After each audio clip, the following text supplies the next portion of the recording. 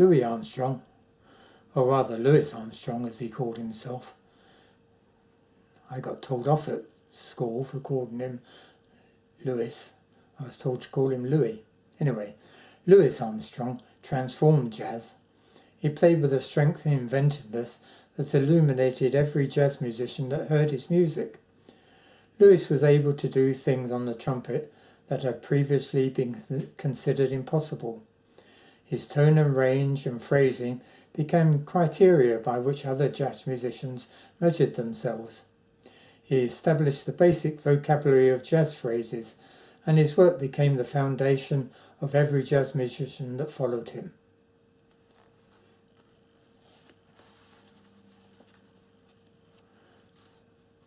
Baby Dodds played drums with Armstrong in King Oliver's band in Chicago. Dodds described the excitement that the band caused among the Chicago musicians. Not all the people came to the Lincoln Gardens to dance. Some of the white musicians came to hear our band. Benny Goodman, Jess Stacy, Frank Taschemacher, Dave Tuff, Bud Freeman and Ben Pollock used to come to listen. George Wetling came when he was still in knee pants. One of the most frequent visitors at the garden was Paul Whiteman. His band played at the Granada at Cottage Grove and 67th. They got off before we did, and every night the whole band would come rushing in there like mad. They had tuxedos on, and on the cuffs of their sleeves they jotted down the different notes we played. Joe Oliver did one peculiar thing which kept the lot of them guessing. He would cut the titles off the numbers, so no one could come up and look at the numbers to get it for his own outfit. Sometimes they asked Joe what a certain number was called, and he would just say anything that came in his mind. That's how some of the numbers got different names. Fellows working in other bands would give the wrong numbers the names that Joe gave them, and it was all wrong.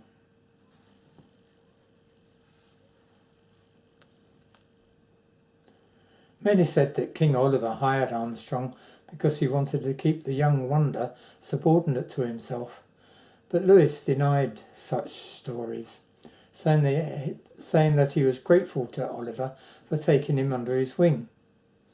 Barney Bigard recalled an early challenge to Armstrong in Chicago. Joe Oliver sent for Louis to come up from New Orleans to play second trumpet in his band, just like he had sent for me.